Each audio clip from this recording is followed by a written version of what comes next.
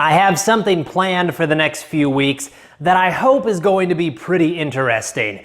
Hint, it'll be a review and eventually a teardown of one of the new Craftsman power tools. But while I ordered it, it has not arrived yet. So I thought I'd show you guys what I've been doing on this air compressor. Yes, I've been working on this air compressor again because it's having more problems. And I'll show you some quick, easy upgrades that you can do to a lot of different air compressors.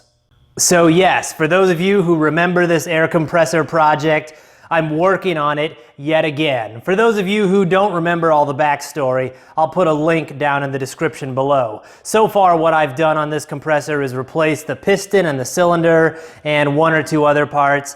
But now the pressure switch here has been acting up. What was happening is it's supposed to kick on at 100 psi and take it up to 125. And what it was doing is sometimes it would not kick on at 100 and I could just totally drain the tank.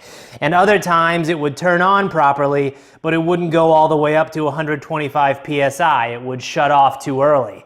After poking around a little bit, it looked like the problem was here with these contacts. It looks like they're actually just probably pretty worn out. So in the not too distant future, I'm going to have to replace the whole pressure switch here, which costs about 35 bucks. But for now, I was able to just clean up the contacts, clean it all out with contact cleaner, and I got it working again.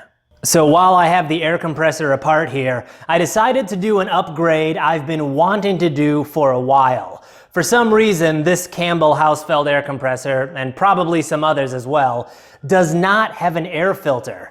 Instead, it has this little plug, which as far as I can tell, all it does is smooth out the airflow. So while I have it apart here, I am going to add an air filter.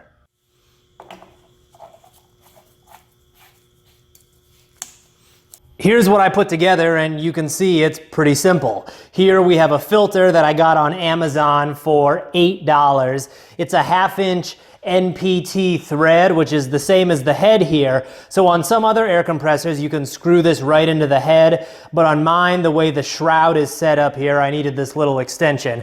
So I have a piece of iron pipe here, this coupler, then the filter. So altogether, this cost me maybe $12.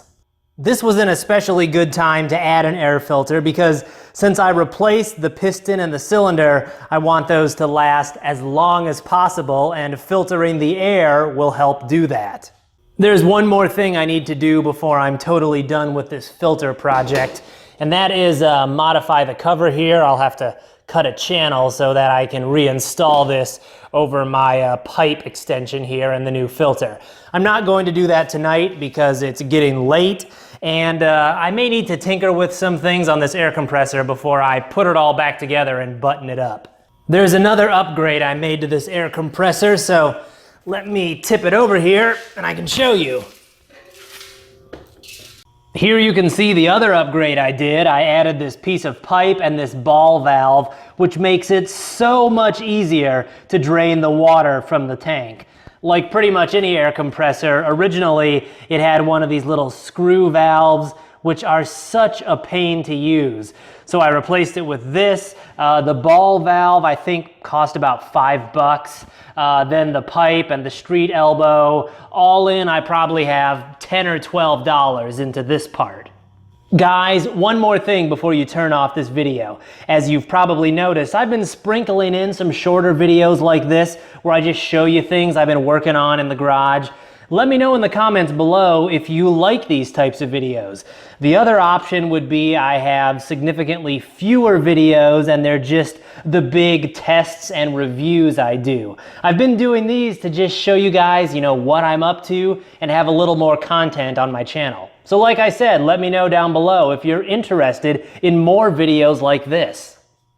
So that's where I sit now with this air compressor.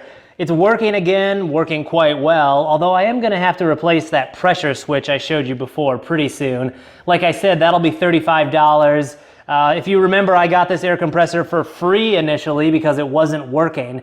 And if you consider all the parts I've replaced, I maybe have between $100 and maybe $135 into it. So for a compressor that has almost all new parts, I think that's a pretty decent deal. Anyway guys, thanks for watching.